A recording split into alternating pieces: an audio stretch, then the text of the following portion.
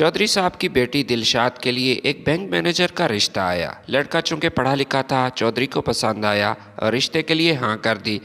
दिलशाद के भाइयों ने बाहम मीटिंग की और कहा कि अगर ये रिश्ता हो गया तो हमारी जायदाद में से 120 एकड़ कम हो जाएगा, क्योंकि अब्बा अपनी बेटी को जायदाद में हिस्सा तो ज़रूर देंगे। उन्होंने एक किराए के कातिल के ज़रिए बैंक मैनेजर को मारने का मंसूबा बनाया। किराए के कातिल ने वादा किया कि शादी से पहले उस आदमी को मार डालूंगा।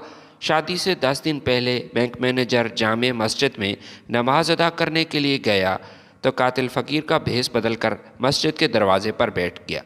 और फिर चौधरी अफजल अपने छोटे भाई चौधरी अनवर और अपने चंद साथियों के साथ डेरे पर था जब नज़ीर एक कुत्ते को लेकर आया।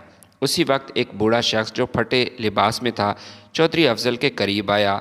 तू तो पीछे मर, उसने गुस्से से उसे कहा। हाँ तो बता, क्या कीमत मांग रहे हैं? चौधरी अफजल ने नज़ीरे से पूछा। साईं 2 लाख मांग रहे हैं चौधरी साहब। मेरा ख्याल है 1.5 लाख में सौदा हो जाएगा, नज़ीरे ने कहा। ठीक है, वो कुछ सोचकर बोला। सुन नज़ीरे, मेरी बात गौर से सुन, इसकी तैयारी तेरी जिम्मेदारी है। इस बार हम किसी सूरत नहीं हारना चाहेंगे। खुराक आपकी, मेहनत मेरी चौधरी साहब, नज़ीरे ने कहा। और फिर आजी से कहा, क्या ख्याल है निक्के? उसने अपने छोटे भाई अनवर की तरफ देखा। मेरा ख्याल है ये कुत्ता आपको बहुत पसंद आ गया।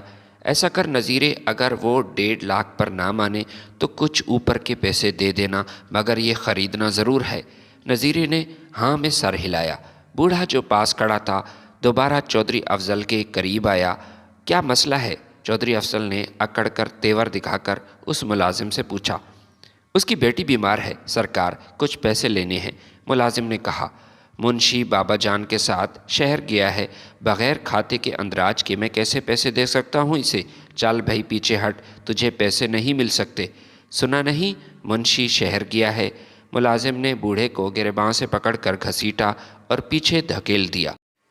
निके, एक तो ये कमी हमें सांस भी नहीं लेने देते, जहाँ भी देखो आ जाते हैं झोली फैलाकर।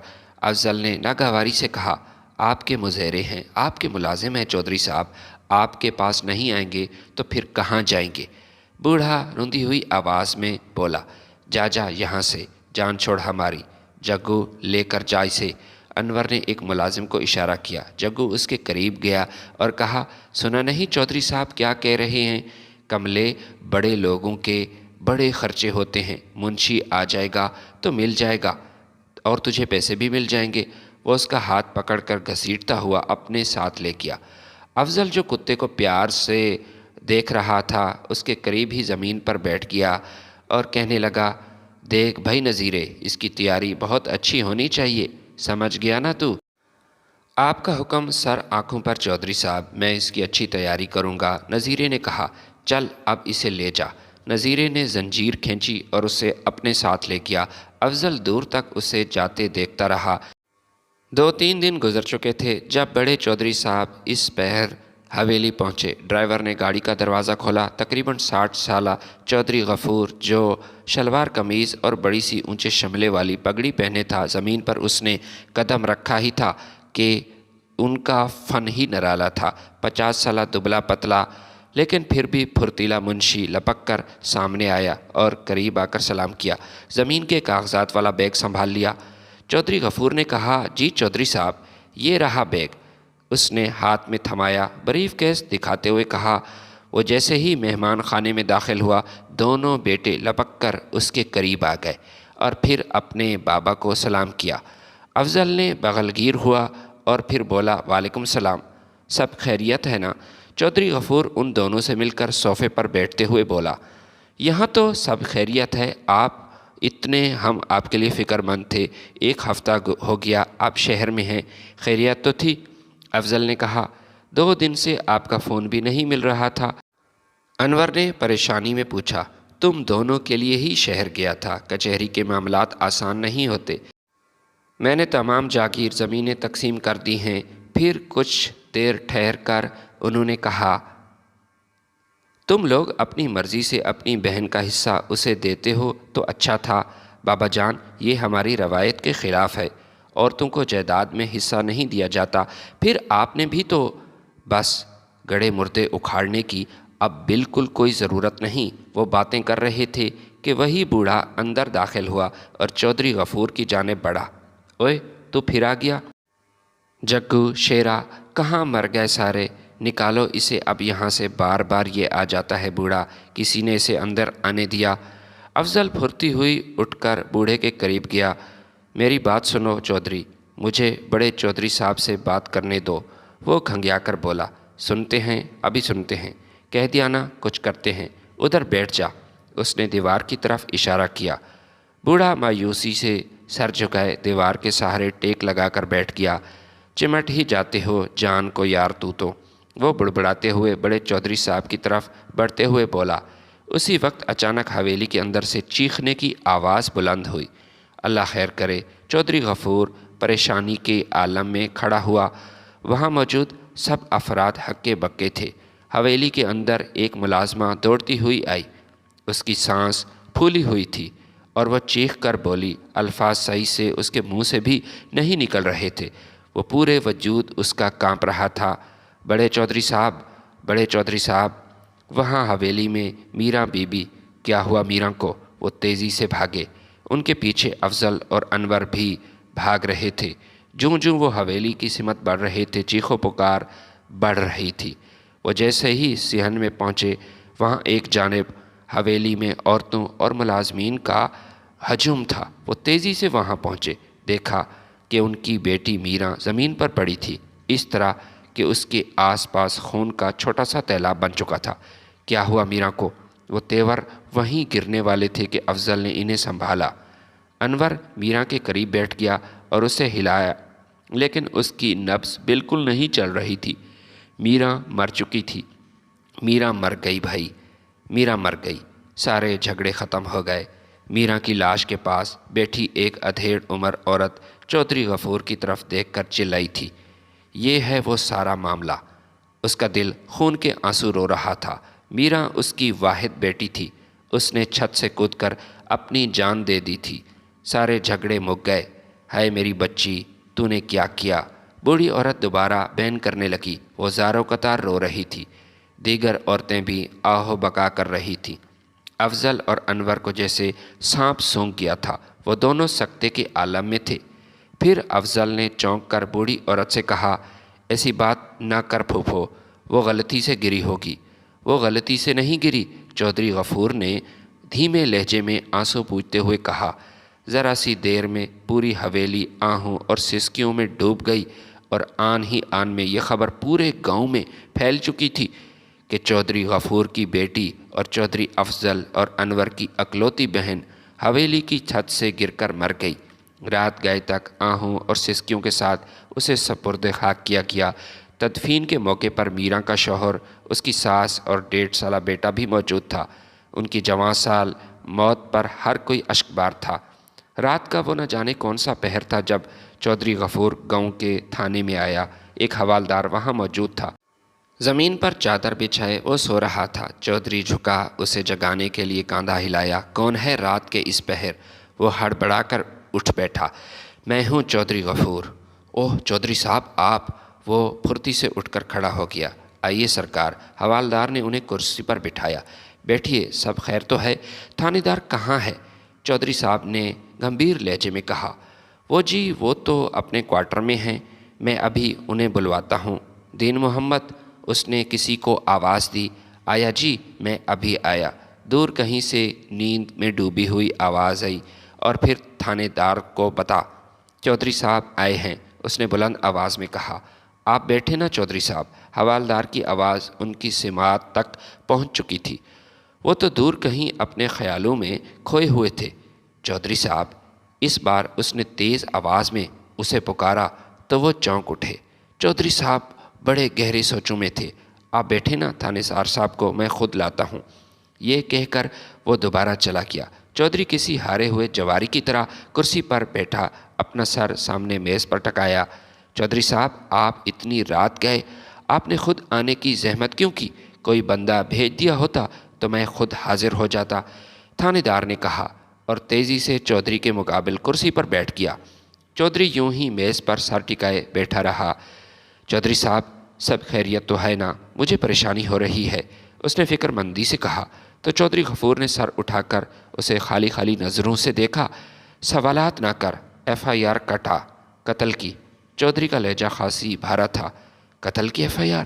मगर किसके खिलाफ? थानेदार ने हैरानी से पूछा। तू लिख, मैं तुझे सब बताता हूँ कि कातिल कौन है। मैं समझा नहीं चौधरी साहब, आप क्या कहना चाहते हैं? वो हैरान रह गया। आप ज़रा मुझे तफसील से बताएं। कागज़ कलम उठा। चौधरी साहब की आवाज़ कहीं दूर से आती महसूस हो रही थी।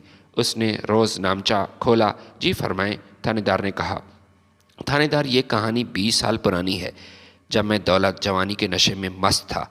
चौधरी गफूर उन दिनों 24 साल का गबरू जवान था और मेरी छोटी बहन दिलशाद 18 बरस की। दौलत की रेल पेल थी। बेपरवाह और अयाश बना दिया मुझे दौलत ने। मैं तमाम वक्त अपने दोस्तों के साथ मौज मस्ती करता। उस दिन शाम ढले जब मैं हवेली पहुंचा तो मेहमान खाने में पड़ोसी गांव के मुल्क दिलावर की माँ को अपने वालिदा से गुफ्तगू करते पाया। अस्सलाम वालेकुम कहता वो कमरे में दाखिल हुआ। वालेकुम सलाम, उसके वालिद और दिलावर की माँ बैक वक्त बोले। मैं वालिद साहब की कुर्सी के सामने बैठ गया। उनके दरमियान गुफ्तगू छिड़ी। वो मेरी आमद पर मुंतक़ी हो गई। बस चौधरी साहब, हमें तो आपकी बेटी चाहिए और कुछ नहीं। एक ही तो मेरा बेटा है दिलावर, और हमारे पास अल्लाह का दिया सब कुछ है। बेटा दिलावर पहले बैंक में जॉब करता था, फिर अपना कारोबार छेड़ा तो जॉब छोड़ दी। चौधरी साहब मुस्कराए। मैं जानता हूँ बहन, आप जद्दी पुश्ती रईस हैं, मगर हम भी अपनी बेटी को खाली हाथ तो नहीं रुखसत करेंगे। जो उसका हक है वो उसे दिया जाएगा। उसके हिस्से की जायदाद ज़मीनें उसको मिलेंगी। दो ही तो मेरे बच्चे हैं, गफूर और दिलशाद। सारी जायदाद इन दोनों की है। जायदाद की तकसीम का सुनकर वो हैरान हुआ। ये तो मैंने सोचा ही नहीं था कि बहन की शादी होगी तो अपने हिस्से की जायदाद भी उसके पास चली जाएगी। ये मुझे किसी तरह नागवार गुजरा। अच्छा, आप ये बताएं, रिश्ता तो पक्का है ना? हाँ हाँ, गफूर मिठाई लेकर आ। चौधरी साहब ने मेरी तरफ देखा। मैं नागवारी से परेशान होकर अपनी जगह से उठा। बेहद खूबसूरत मेरी बहन दिलशाद का रिश्ता गबरू जवान दिलावर के साथ पक्का हो गया। हवेली में शादी की तैयारियां थी, मगर मुझे इनसे कोई सरोकार नहीं था। मैं तो बिल्कुल बेचैन था। हमारी आबाई ज़मीनें शादू अपने साथ ले जाने वाली थी, लेकिन मैं सिवाय हाथ मलने के कुछ नहीं कर सकता था। जो होना था वो तो हो चुका। चौधरी साहब ज़बान दे चुके थे। शादी के दिन करीब थे जब मलिक दिलावर ने अपनी कज़न को शादू के पास भेजा। दिलावर शादी की शॉपिंग करने के लिए शहर जा रहा था। उसने पूछा कि तुम्हें कोई चीज़ पसंद है तो मैं लेकर आऊँ। उसने कहा कि क्या बताऊँ, आप अपनी पसंद से जो भी है ले आएं। शादू ने शर्माते हुए कहा। मैं कमरे के करीब से गुज़रा। मैं सारी उनकी गुफ्तगू सुन रहा था। तो फिर ठीक है, मैं तुम्हारी तरफ से अपनी बहुत सी चीज़ों की फरमाइश भी उसने की। उसने शरारत से शादू से कहा, हाय अल्लाह, वो क्या सोचेंगे, ऐसा नहीं करना। उसने जल्दी से कहा, वो कुछ नहीं सोचेगा बल्कि खुश होगा। दिलावर की कज़न ने हंसते हुए कहा। फिर देर इधर की बातें हुई। मलिक दिलावर को आखिरी बार गांव से स्टेशन से ट्रेन में जाते हुए किसी ने देखा। फिर कुछ नहीं पता चला कि वो कहाँ गया। उसे शहर में अपने जिस दोस्त के पास ठहरना था वहाँ भी पूछा गया, लेकिन वो लापता था। लोगों का ख्याल था कि किसी ने उसे पैसों की खातिर मार डाला, क्योंकि उसके पास अच्छी खासी रकम थी। कुछ का ख्याल था कि उसे अगवा किया गया और जल्द ही तावान का मुतालबा होगा। पुलिस भी हरकत में आ गई। दोनों अतराफ से अफराद और उसकी दोस्ती वगैरह सब उसे ढूंढ रहे थे। मैं और मेरे दोस्त भी शामिल थे, मगर वो ऐसा गायब हुआ कि सुराग तक ना मिला। मलिक दिलावर की और उसके ख़ानदान की किसी के साथ दुश्मनी भी नहीं थी। पुलिस ने नामालूम अफराद के ख़िलाफ़ अगवा का पर्चा दर्ज किया। इसी सिलसिले में तफ्तीश का दायरा वसी करते हुए उन्होंने मुझसे और मेरे दोस्त से भी पूछताछ शुरू की, जिसका मैंने बिल्कुल बुरा ना मनाया। बहरहाल दिलावर का कुछ पता ना चला कि आसमान खा गई या ज़मीन। शादू का रो रो के बुरा हाल था। उसकी दुनिया उजड़ चुकी थी। वक्त आगे आया और कई साल बीत गए। शादू ने फिर शादी ना करने की हामी भरी। उसने शादी ना करने का फ़ैसला किया। कुछ अरसा बाद चौधरी गफूर यानी मेरी भी धूमधाम से शादी हुई। उसके बाद यक्के बाद दीगरे 2 बेटे पैदा हुए। शादू ने अपने भाई के बच्चों पर मोहब्बतें निछावर कर दी। हवेली और डेरे के तमाम इंतज़ामात शादू के हाथ में थे।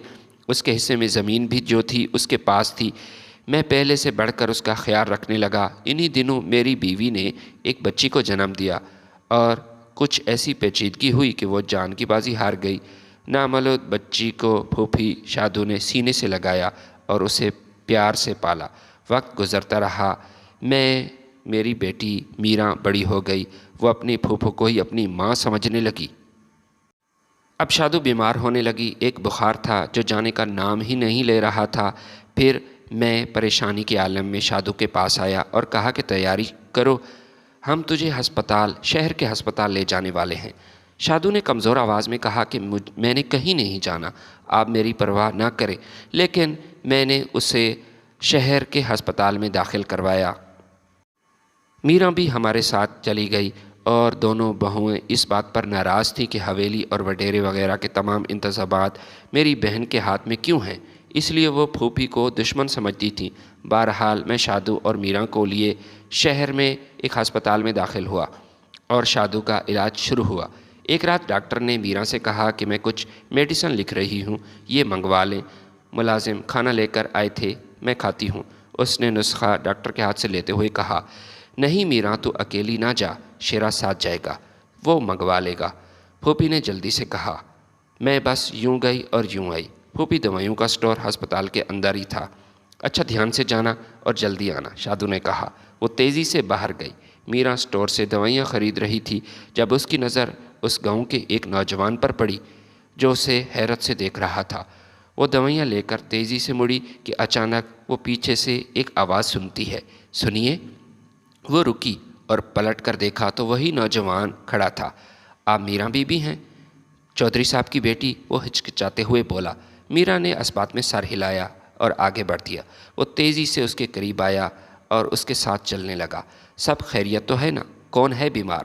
پھوپھی کی طبیعت ٹھیک نہیں اور وہ وارڈ میں ہے، پرائیویٹ ونگ نمبر 5 میں ہے۔ میری امی بھی ایڈمٹ ہیں، میں کسی وقت آؤں گا آپ کی پھوپھو کو دیکھنے، اس نے کہا۔ میراں نے سر اٹھا کر اس خوبرو نوجوان کو دیکھا، پھر سر جھکائے آگے بڑھ گئی۔ وہ دور تک اس حسین میراں کو دیکھتا رہا۔ مجھے کچھ اہم معاملات نپٹانے ہیں، اس لیے بہن کے پاس میراں اور 2 ملازم چھوڑ کر گاؤں چلا گیا۔ حویلی میں بیٹے اور بہویں بہت خوش تھے وہ وہاں پر۔ تم لوگ اپنی پھوپھو کے پاس شہر چلے جاؤ، وہاں میراں اکیلی ہوگی، میں نے اپنے بیٹوں سے کہا۔ اکیلی کہاں ہے بابا، ملازم ہے نا ان کے ساتھ، پھر اس کا علاج بھی طویل ہے، ہم سب کام دھندے چھوڑ کر کیسے جا سکتے ہیں؟ تمہاری بیویاں تو جا سکتی ہیں نا، بابا نے کہا۔ ڈیرے کا انتظام کون سنبھالے گا؟ بڑی بہو نے کہا۔ اور چھوٹے چھوٹے بچوں کو ہم کیسے ساتھ لے جائیں؟ چھوٹی بہو نے کہا۔ انہیں ساتھ لے کر نہیں جا سکتے۔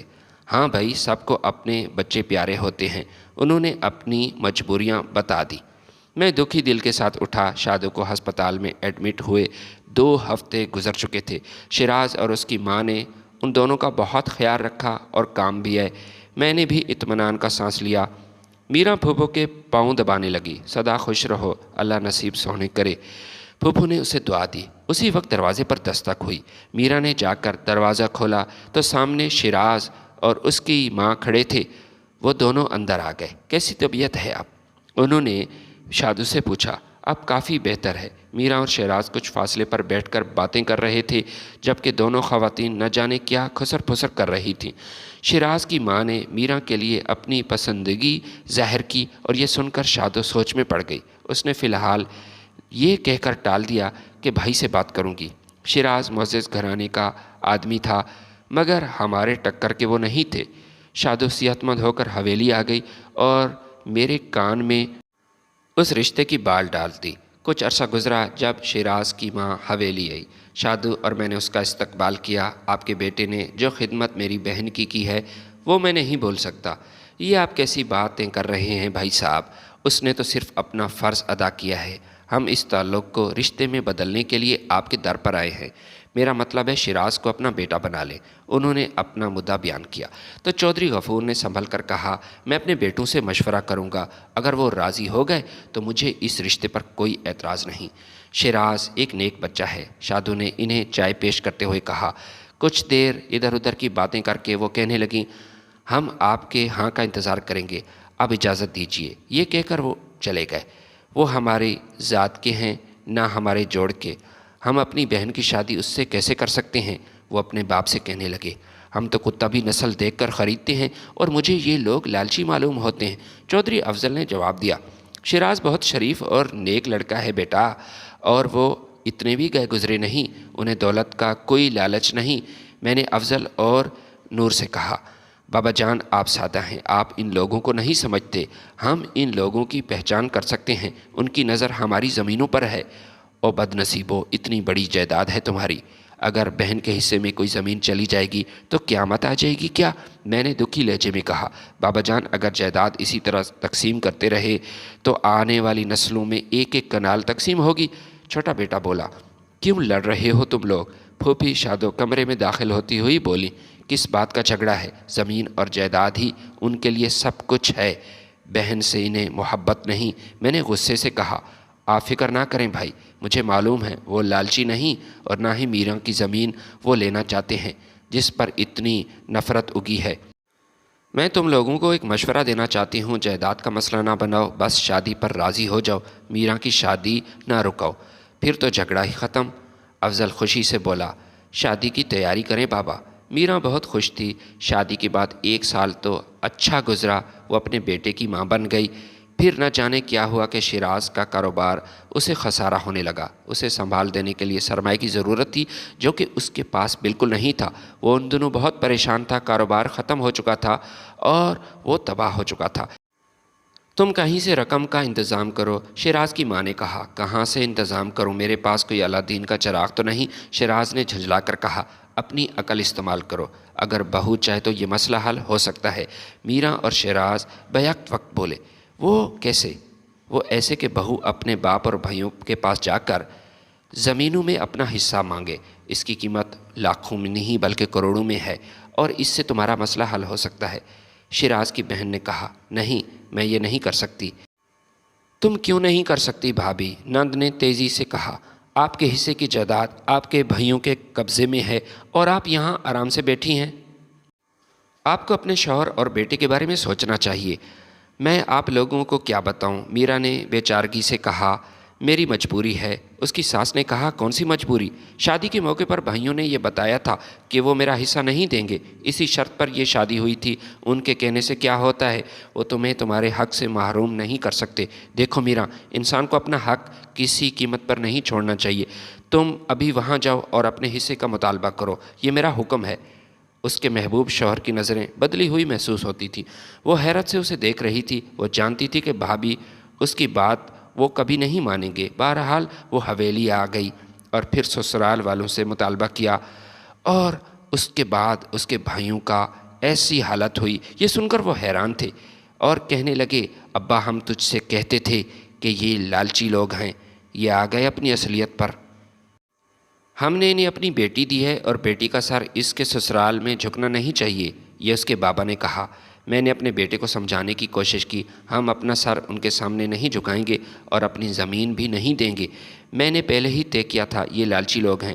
افضل، جائیداد کی خاطر اپنی بہن کا گھر مت اجاڑو، تھوڑی سی زمین اس کے حصے میں چلی جائے گی تو کیا ہوگا؟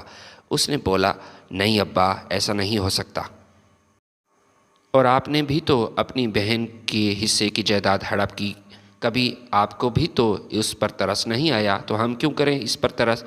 میں تم سب کو آگ کر دوں گا اپنی جائیداد سے، میں نے چلاتے ہوئے کہا۔ وہ کہنے لگے، ہم عدالت میں چلے جائیں گے۔ بھائی ٹھیک کہہ رہے ہیں بابا، انور نے کہا۔ چل نکے، افضل نے کہا اور وہاں سے چلا گیا۔ پھر وہ اپنی جگہ پر کھڑا ہو گیا۔ نہیں نہیں، میں اتنی آسانی سے ہار نہیں مانوں گا، وہ بڑبڑایا۔ ہار تو چکے ہو بھائی، شادو نہ جانے کب وہاں آئی، آپ کے ماننے یا ماننے سے کیا ہوگا؟ نہیں، ایسا نہیں ہو سکتا، وقت بڑا ظالم ہوتا ہے بھائی، سب کو سبق پڑھاتا ہے، کسی کا سر بلند نہیں رہتا۔ میں کمزور نہیں کہ بیٹوں کے سامنے ہار جاؤں، کمزور تو میں بھی تھی۔ ہمیں والد کے بارے میں سب پتہ ہے۔ کیا پتہ ہے؟ یہی کہ دلاور کے غائب ہونے میں کس کا ہاتھ ہے۔ میرا اوپر کا سانس اوپر اور نیچے کا نیچے رہ گیا۔ تمہیں مجھ پر شک ہے؟ یقین تھا بھائی، شک نہیں، مگر نہ وہ اپنے بیٹے کو کھونا چاہتے تھے نہ ہی اپنا بھائی۔ وہ کرائے کا قاتل جو آپ نے دلاور کو مارنے کے لیے بھیجا تھا، اس نے خودکشی کی۔ خودکشی سے پہلے اس نے اپنے گناہ کا اعتراف کیا تھا۔ ہم تو خاموش رہے، مگر اللہ ظالم کو نہیں چھوڑتا نا، اپنا انتقام لیتا ہے۔ اللہ نے انتقام لینا ہے تو مجھ سے لے، میری بیٹی تو معصوم ہے، نہیں میں اس کے ساتھ ناانصافی نہیں ہونے دوں گا۔ یہ کہتا ہوا تیزی سے وہاں سے چلا۔ میرا کے سسرال والوں نے اس کا جینا مشکل کر دیا اور بیٹا بھی چھین لیا۔ حویلی میں اپنے باپ بھائی کے در پر آ پڑی تھی۔ اس کے شوہر نے کہہ دیا تھا کہ جب تک جائیداد کے کاغذات لے کر نہ ہو اس گھر میں قدم نہیں رکھنا۔ وہ بیچاری پریشان تھی۔ دونوں بھابیاں اسے ہر وقت باتیں سناتی تھیں۔ اس پر بچے کی جدائی اس سے برداشت نہیں ہو رہی تھی۔ شوہر کی دھمکیاں الگ تھیں، ایک پھوپھو کا ساتھ تھا جو کہ غنیمت تھا۔ ان دنوں میں شہر گیا ہوا تھا، بھائیوں اور بھابھیوں نے اس کا جینا حرام کیا ہوا تھا۔ وہ ساری ساری رات روتی تھی، کب صبح ہوتی اور کب شام پتہ ہی نہ چلتا۔ اس دن افضل نے اسے خوب باتیں سنائیں۔ وہ دل برداشتہ ہو چکی تھی، صرف موت ہی اسے اپنا راستہ نظر آ رہی تھی۔ چھت سے کود کر اپنی جان گنوا دی۔ جوان بیٹی کی موت نے مجھے توڑ کر رکھ دیا۔ تجھے بہت جلدی تھی میراں، میرا انتظار تو کیا ہوتا۔ یہ دیکھو میں تیری زمین کے کاغذات لے کر آیا تھا اور تو پہلے ہی چلی گئی۔ اٹھ میراں۔ شادو یہ اٹھتی کیوں نہیں؟ جرم تو میں نے کیا اور سزا میری بیٹی کو ملی، یہ کیسا انصاف ہے؟ میں پھوٹ پھوٹ کر رویا۔ دلاور کا قتل میرے حکم پر ہوا تھا، میں قاتل ہوں، انسپکٹر صاحب مجھے گرفتار کرو۔ میں پولیس اسٹیشن میں بیٹھ کر اقرار کرتا ہوں اس بات کا۔ چودھری صاحب آپ کی طبیعت ٹھیک نہیں لگتی، آپ کی بیٹی کی چھت سے گرنے کی اطلاع ہمیں ملی تھی اور آپ برسوں پرانا قصہ سنا رہے ہیں۔ اسی وقت غفور کے دونوں بیٹے اپنے چند ساتھیوں کے ساتھ تھانے پہنچے۔ بابا جان آپ یہاں بیٹھے ہیں اور آپ کو ہم کہاں کہاں تلاش کر رہے ہیں، چلیں گھر چلیں۔ چودھری افضل تیزی سے ان کے قریب آیا اور انہیں تھام کر اٹھانے کی کوشش کرنے لگا۔ چھوڑو مجھے، انہوں نے اس سے اپنے ہاتھ چھڑایا۔ انسپکٹر FIR لکھ، پرچہ درج کر، میں قاتل ہوں۔ ارے تھانے دار صاحب، بیٹی کی اچانک موت کے صدمے نے بابا کا دماغی توازن خراب کیا ہے۔ انہوں نے اپنی کن پٹی پر انگلی گھمائی۔ انسپکٹر اس کا اشارہ سمجھ چکا تھا۔ آپ لوگ انہیں ڈاکٹر کے پاس لے جائیں، ان کی طبیعت ٹھیک نہیں، تھانے دار نے کہا۔ دونوں بیٹوں نے چودھری غفور کو بازو سے پکڑ کر اٹھایا اور زبردستی کھینچتے ہوئے چلے گئے۔ اسی طرح وہ گھسیٹتا ہوا وہاں سے جا رہا تھا اور چیخ رہا تھا، میں قاتل ہوں، میں قاتل ہوں۔ اور تھانے دار بیٹھا سوچ رہا تھا کہ بیٹی کے صدمے سے بوڑھے باپ کا دماغ الٹ چکا ہے۔